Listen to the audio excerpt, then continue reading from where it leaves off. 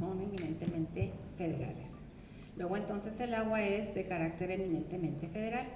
Por lo tanto, todos los acuíferos, todo el agua que sea superficial o subterránea es de carácter federal. Dicho esto, como preámbulo, también habrá que recordar que no existen aguas de jurisdicción estatal para ninguno de los estados de la República Mexicana. El 17 constitucional no lo percibe así. El 115 constitucional nos habla de lo que sería la propiedad de las aguas o lo que serían las características del agua, que es propiedad en todo caso de los municipios, lo que el municipio puede en un momento dado administrar, que serían agua potable, drenaje, etc. En ningún momento entonces vemos aguas de jurisdicción estatal. Si bien es cierto, la federación le puede ceder concederle a los estados el poder administrar parte del agua. Esto se refiere principalmente a que sería mediante algún convenio, un convenio en donde se le da una concesión de agua al estado para su administración. Mediante estos convenios, entonces, el estado puede administrar estas aguas que son de carácter federal. Sin embargo, no se pierde esta cualidad de pertenencia a la federación. Luego, entonces, todas aquellas obras que pretendan de alguna manera modificar lo que corresponde a los cuerpos de agua, que eminentemente todos son de carácter federal, le corresponden entonces a la federación y por lo tanto debe de presentar una evaluación de impacto ambiental, una manifestación de impacto ambiental que debe ser evaluada. El problema con las villas panamericanas es que se vio como un proyecto de gobierno del estado que era muy necesario en ese momento para cumplir pues con un requisito que ya había hecho o pactado nuestro gobernador en turno y que finalmente pues tenía que buscar algún lugar para alojar a los atletas que venían para esos Juegos Panamericanos. Hasta ahí todo bien. El problema fue que cuando por alguna causa había habido algunos intentos fallidos de lograr la construcción de las villas panamericanas en otros lugares, cuando se decide gobierno del estado que sea justamente en este lugar conocido por todos como el Bajío, pues el problema es que es también una situación que compete a la federación porque son zonas de recarga. Acuérdense que lo que les había comentado, tanto aguas superficiales como subterráneas pertenecen a la nación, no pierden su carácter. Por lo tanto, quien debió haber dado los permisos fue en primera instancia gobierno de la federación, el gobierno federal.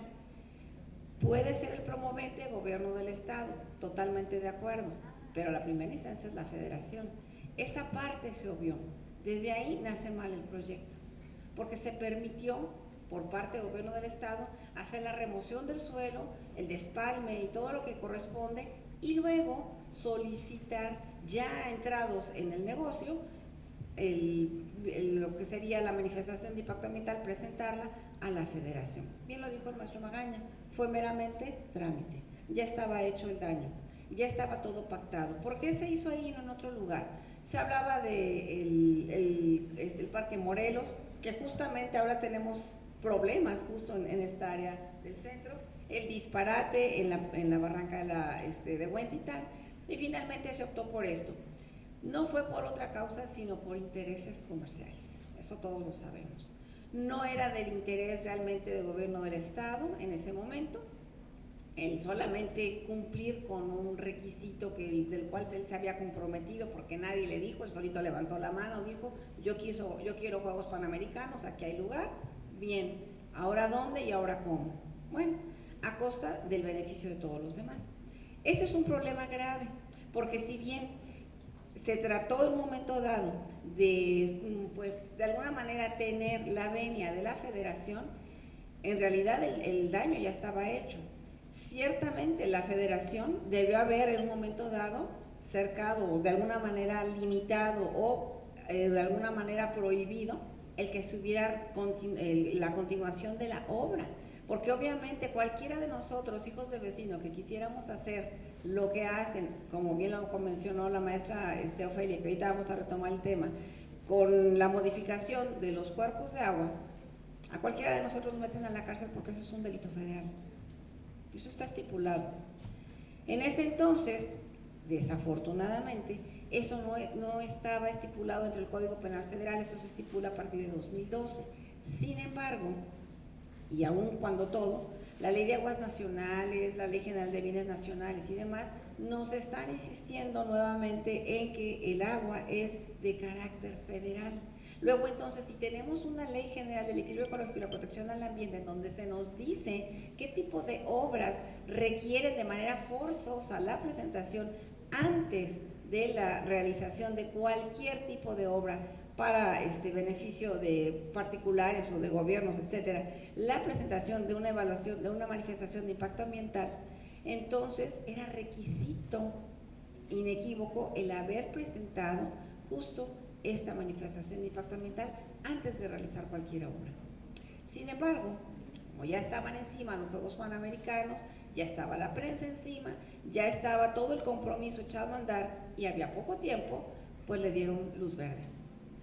Claro, ahora nos dicen las nuevas autoridades que qué vamos a hacer con esto, que no debe de en un momento dado de derrumbarse esta obra que ya costó, claro, pero de antemano venía mal y se permitió todo esto. Imagínense ustedes que están rentando una casa y ustedes hacen las modificaciones que quieran sin el permiso previo del dueño. ¿Qué pasaría? Pues el dueño nos va a reclamar. ¿Qué es lo que estás haciendo? ¿Por qué lo estás haciendo sin mi permiso? Y nosotros hicimos eso. Hicimos modificaciones y no somos ni siquiera los dueños del terreno. Eso le pertenece a la federación. Tan es así que tenían que haber pedido este permiso y no se hizo. Se hizo ya finalmente cuando ya estaba todo encima. Gobierno del Estado dijo, es que yo di el permiso, sí, pero resulta que no es tu competencia. Aquí hay un problema también. No se reconoce cuáles son ni las competencias ni lo que corresponde hacer a cada una de las entidades. Luego entonces, si la federación no reconoció en su momento lo que tenía que hacer, es partícipe también. Gobierno del Estado, incluso partícipe y promotor. Y gobiernos municipales a la par. ¿Qué se ha estado haciendo? Bueno, pues finalmente esta área tiene graves problemas. El hecho de estar desviando cauces, como bien comentaba, a partir de 2012 es un pecado, porque ya es no solamente un pecado contra lo que sería el ambiente, es un delito de carácter federal. Luego entonces, todas estas modificaciones que se hacen a partir de todas estas colonias o fraccionamientos que existen, si son a partir de 2012, una vez expuesto esto en el Código Penal Federal, es delito y se debe perseguir. Y se debe perseguir y castigar a los culpables porque eso es un delito. Sin embargo, bueno, pues aquí nos hacemos del ojo chiquito, no pasa nada, pues ya están las vías, pues ¿por qué no las usamos? ¿Por qué no hacemos eso? Porque eso sería estar celebrando lo que ya se hizo mal, lo que de entrada estuvo mal, y entonces eso abrirá la puerta a que cualquier otro inversionista haga lo mismo. Sea gobierno federal, sea gobierno estatal o gobierno municipal, eso es un delito. Y eso hay que decirlo con todas sus letras, delito. Y sin embargo, así se permitió. ¿Qué es lo que correspondería hacer? Hay varias alternativas. Una de ellas, y yo estaría de acuerdo en demolerlas, ¿sí? ¿Por qué? Porque esto ya sucedió. En el gobierno de Claudia Sheinbaum, cuando estaba precisamente López Obrador en el gobierno de la Ciudad de México, se derrumbó una parte importante de una casa que durante más de 30 años invadió parte del bosque de Chapultepec. Y se dio luz verde y se derribó. ¿Por qué? Porque estaba invadiendo. Justo aquí estamos en lo mismo. No es retroactividad de la ley, señores, es la aplicación de la norma. Solo que nos hacemos del ojo chiquito porque, pues es que, pues como ya está y como metieron dinero gobierno del Estado, malamente. ¿Por qué estás metiendo dinero cuando tú sabes que ni siquiera tenías el permiso por escrito? Un permiso que era necesario. Sin ese permiso jamás se hubiese podido construir, pero como se construyó previo y luego, pues ya ahora sí te pido permiso porque ya estoy avanzado, pues eso nunca debió haber sucedido. Ese es un grave problema de aplicación de la norma. No es que México carezca de normas o estas no tengan efecto, el problema es la aplicación de la norma. ¿Por qué? Porque las autoridades, como siempre, son permisivas.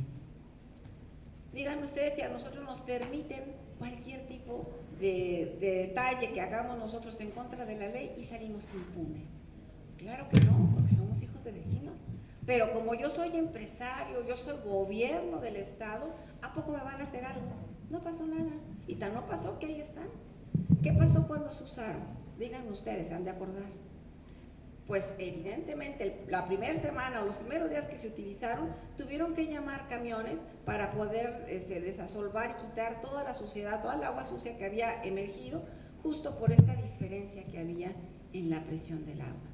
En lugar de que el agua sucia saliera, el agua salió a flote. Las porquerías salen. Y ahorita están saliendo las que hicieron en sexenios anteriores. No lo queremos reconocer y queremos decir, no hombre, no pasa nada, ahorita vamos a proteger y no pasa nada. No pasa nada, va a seguir pasando. Porque justo, si no hacemos algo que demuestre que efectivamente es la aplicación de la norma la que debe de privar. Obviamente estoy hablando con conciencia de causa, porque ya se hizo un estudio jurídico en donde se vio que efectivamente todavía hay juicios que todavía no han sido resueltos. ¿Cómo van a vender algo que tiene problemas judiciales? No puede ser vendido. Si todavía no se resuelven y todavía peor, se van a interponer otros recursos justo por estos incumplimientos, ¿cómo es posible que el gobierno del Estado diga va porque va?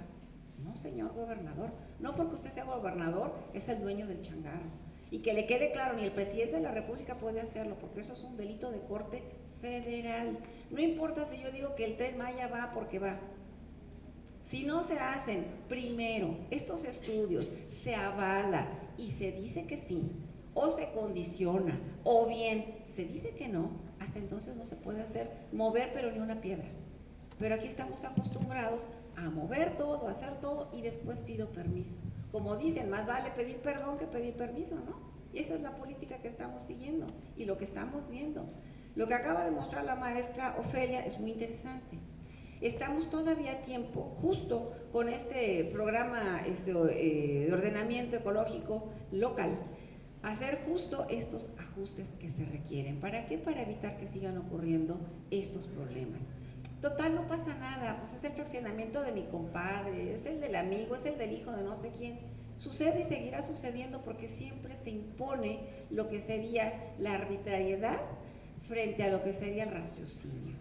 No pensamos que esto puede afectar, no, hasta que hay los primeros muertos. Y luego, ¿qué va a seguir? El hundimiento de las casas. Y luego, ¿qué más? Finalmente, esto se considera un delito en la actualidad. Si antes no lo era, de todas formas estaba regulado y no estaba permitido que se hubiese construido sin el aval de la Federación. El Estado no tenía injerencia porque no es materia estatal. Como les comentaba, el artículo 27 es muy claro, quien no me crea, léalo. Ahí dice claramente cuál es y también cuáles son las responsabilidades que existen a partir de lo que nos dice la Ley General del Equilibrio Ecológico y la protección al ambiente. Pero aquí el problema es, digamos, más de corte ético. ¿Hasta dónde vamos a seguir permitiendo que esto suceda? La situación es que van a seguir habiendo problemas de esto y de este índole y más graves en la medida en que nosotros como ciudadanos sigamos permitiéndonos. Es peor, como decía Confucio, saber lo que se debe de hacer y no hacerlo. Y eso estamos haciendo. Estamos permitiendo que esto ocurra. Lo mínimo es, como estamos ahorita aquí, levantando la voz y de alguna manera activando la mente. Qué bueno que hay representantes aquí, qué bueno. Eso me da gusto, porque eso quiere decir que al menos tienen, por lo menos, interés. Pero no es eso lo único que es significativo, es la acción. ¿Qué vamos a hacer? ¿Qué se va a hacer? ¿Y qué podemos hacer nosotros como corresponsables? Somos ciudadanos y finalmente la situación ambiental nos compete a todos. No importa, pues es que yo vivo en otro municipio, a mí ni me va ni me viene. No importa, finalmente acuérdense, es un mundo, estamos conectados y todo tiene que ver. Estas leyes tienen esta aplicación, digamos, ya ha sido de alguna manera ya modificadas precisamente por todos los daños que se han causado y se han estado modificando de manera de la protección, para la protección de los bienes y servicios ambientales. Como no entendemos esto, la naturaleza sí que nos da un revés y sí que nos dice qué es lo que debemos de hacer. Como les comentaba, todos estos decretos que existen, todos estos convenios que se hicieron, todas estas situaciones legales que han ocurrido y que ya mis compañeros han ilustrado bastante bien a partir de estos instrumentos de planeación, nos dice una cosa: permea más el interés privado que el público, cuando la premisa es justamente lo contrario. Es más importante el derecho público que el derecho privado. Yo con esto terminaría porque finalmente mis compañeros ya han hablado bastante sobre esto y daríamos paso a una serie de preguntas. Muchas gracias.